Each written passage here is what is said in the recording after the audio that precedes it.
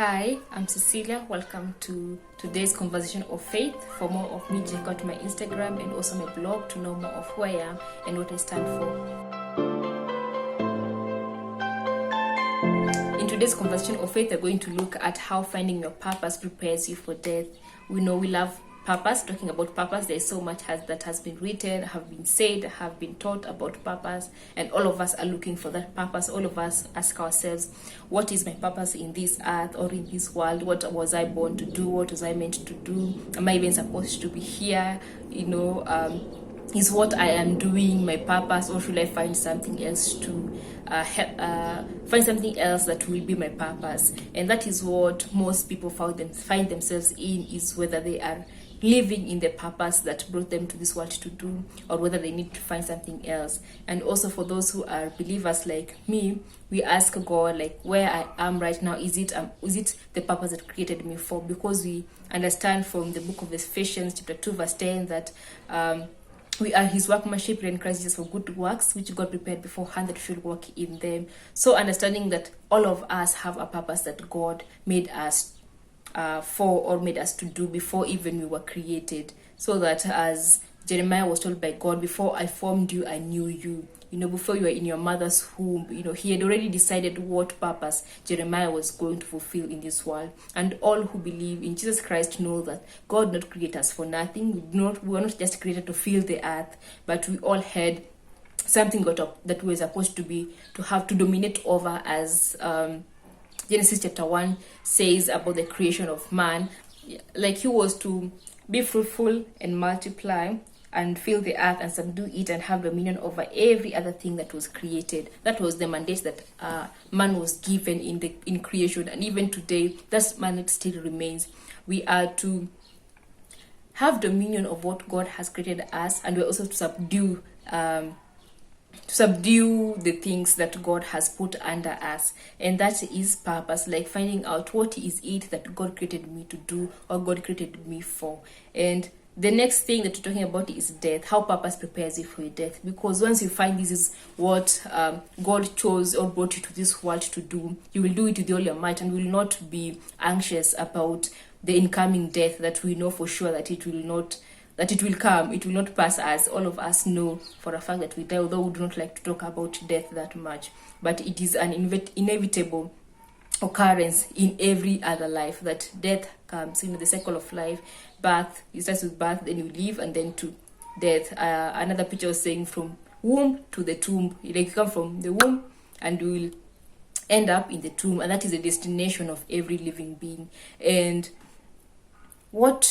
if you know what your purpose is in this world, you definitely be more prepared for the inevitable death that is coming for each and every one. But if you are not sure what you are living for, you always think that you are not yet supposed to go when the time to go comes, because you're like, but I don't think I have done what brought me to this world to do.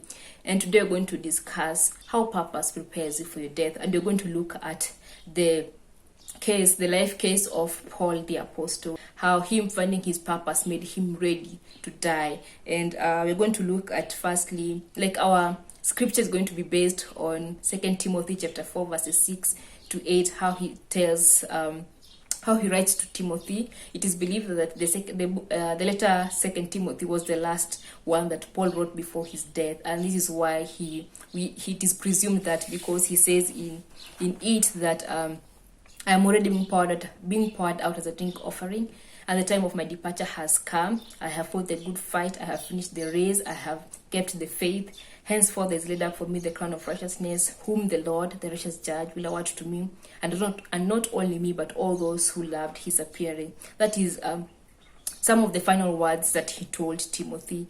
And with those 3 verses, you can see that Paul was already aware that he was about to die, and he was not afraid of the death, because he said, I have fought the good fight, I have finished the race, I have kept the faith. So what the purpose that God put him in this world to do, he was sure that he had already done it. And let's look at firstly, how did Paul begin his walk of life? Was he sure of his purpose? Did he know where he was headed, or where he was or what he was accomplishing was the purpose of God, or was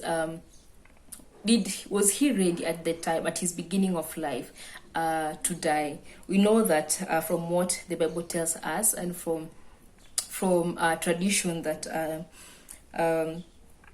he was a learned man. He was a young learned man. We were told that he was a Pharisee. He kept the law, and he was a learned man. He was versed in the law, like he knew the law, that the law of Moses very well. Like he was a Pharisee, so he was one of those who made the other laws to guard the main law that God had made. And he was, being a Pharisee, I'm sure he was like one of them, as Jesus Christ will describe them in the Gospels, the first 4 books of the New Testament. How you describe how the Pharisees were, or they loved honor, they loved to pray loudly, they secluded themselves to a particular group. They were not interacting with the Gentiles because they do not want to defile themselves or to be unclean. And you can see how the Pharisees were being described. That is how Paul was before he encountered Christ. And we are told also that he had a zeal for the law of God. Like he was very faithful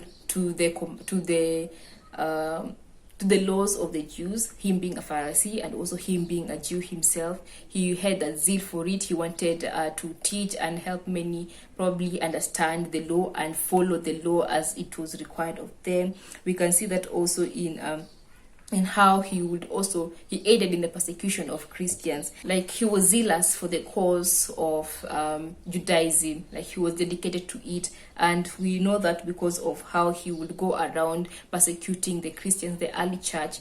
We look at it from the book of Acts chapter 7, the persecution or the death of Stephen. We are told that Paul was there, but then he was called Saul. He was there and he oversaw the persecution of Stephen. Probably he was there to make sure that actually the people or Stephen had been persecuted or has been stoned to death because of the act of blasphemy that they said he had done or he had made. And he was there, and then he went on to ask for permission and for letters so that he can go to other areas around Judea and probably far off and arrest all the Christians and bring them to judgment in Jerusalem and be able to pass like judgments on them or persecute them, or like he was very zealous for the cause of God and for the cause of the law and for the cause of Judaism. So at that time, in that point, because the book of Acts calls him a young man, so he was still young then. I'm sure by then he thought and he believed in his heart that that was the right thing to do. Like for him, he thought that this is what God wanted him to do. He was sure of it, being a Pharisee, being a zealous man, being a man who would kill for the obedient for people to obey the law. Like he thought that probably that was his purpose, that was what he was called for, and he went on it very vigorously, or very passionately. Like he was very passionately, and he wanted to fulfill that law and live as per what the law had commanded them to live. And that was his passion, that was his aim in life. And we see, like, from what he writes about himself in Philippians chapter 3, how he was very zealous for the cause of the law. He writes and says,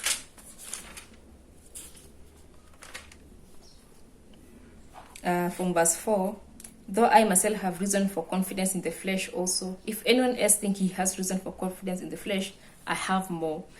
He says, circumcised on the 8th day, of the people of Israel, of the tribe of Benjamin, a Hebrew of Hebrews, as to the law, a Pharisee, as to zeal, a persecutor of the church, as to righteousness under the law, blameless. Like he saw himself during that time before he encountered Christ, like he was blameless in terms of righteousness because he conducted himself as per the law. Even the tithing, to the point of every minute thing they had to tithe. I'm sure he also did that. In terms of separating himself from the Gentiles, I'm sure he did that. In terms of making sure that he is clean, in terms of not touching a dead body or any unclean thing, or eating any unclean thing, or washing hands before eating, he did all of that. He kept all of that. In terms of the law, the 10 commandments, he kept all of that. As he says that in terms of righteousness, he was blameless. He sounds like the rich young ruler, in the one who conversed with Jesus Christ and says that I have kept the law from my youth. And in terms of zeal, he was persecuting the Christians, and he was a Hebrew of Hebrews, saying, meaning that there is no way you can doubt his heritage. He was a Hebrew because he was circumcised on the 8th day. He was of the tribe of Benjamin. He was of the people of Israel. So there is no doubt, like, he knew his lineage, where he is from, even to the point that he knew he was a tribe of Benjamin. So he knew where he is from, who he is from. He descended from Abraham. He was sure of that. And at that point, I'm sure he was sure that he was doing the purpose of God, the will of God, even to the point of persecuting Christians. He was sure of that. And we see that in him persecuting what is his name, Stephen, and also going on to Emmaus to arrest more Christians and bring them to Jerusalem and persecute them. So we know that that is how he started. He was sure that that was his purpose. But then something else changed. God was like, now let me show you what a true purpose is in this world. How he did. The next phase is how he ended up to the point that he was willing to die for his purpose. Previously, he was willing to kill for his purpose. And now, in the new reformed Paul, now not Saul, now he is Paul. He was willing to die for his purpose. We are told that he met Christ on his way to Emmaus. He was going to persecute Christians there, and he met Christ, and Christ asked him, Paul, or Saul, why are you persecuting me? And that is when he came in contact with the risen Christ, and that is how he was commissioned to be an apostle by Jesus Christ himself. And his life changed, and he received a different ministry. Previously, his work was to go around and be a Pharisee, teach people of the law, remind people of the law, and also make sure that people are living as per the law. That's why he was persecuting the early church. But now he has become of the other side. Now he is the one who is preaching the truth about Christ and the gospel, and spreading it from one region to another.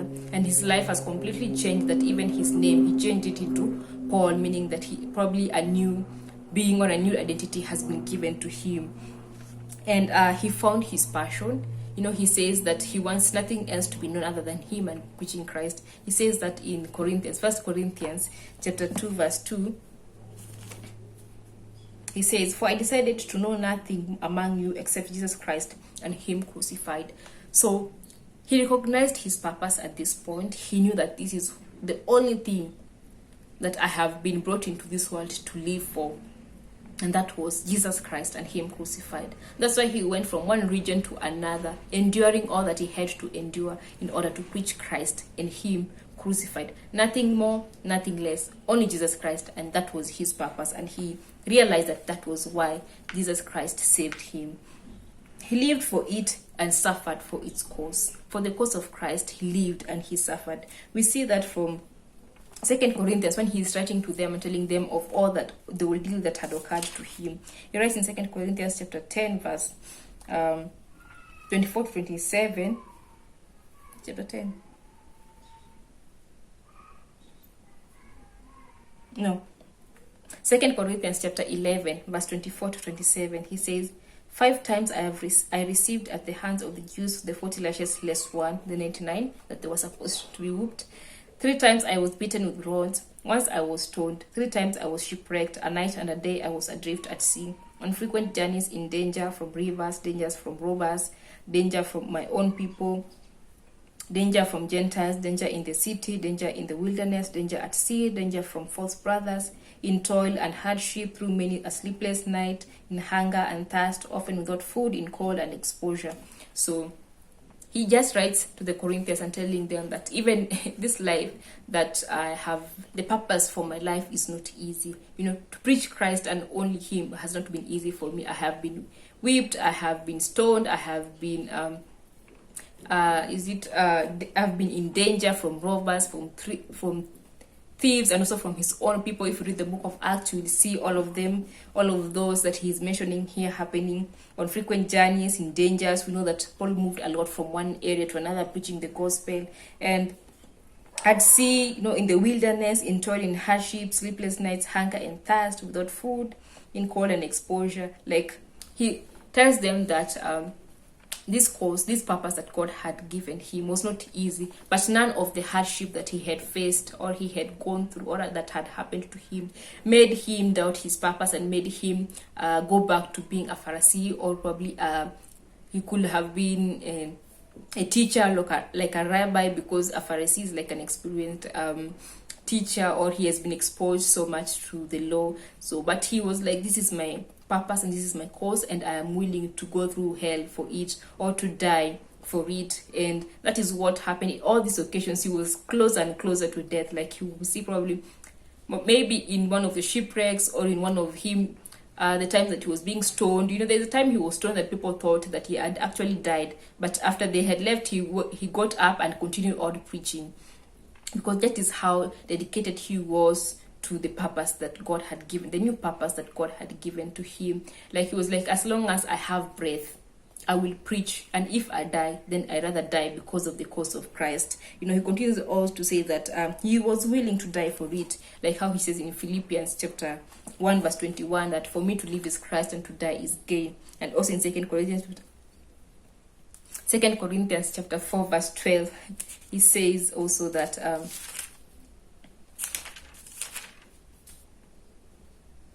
so that is at work within it.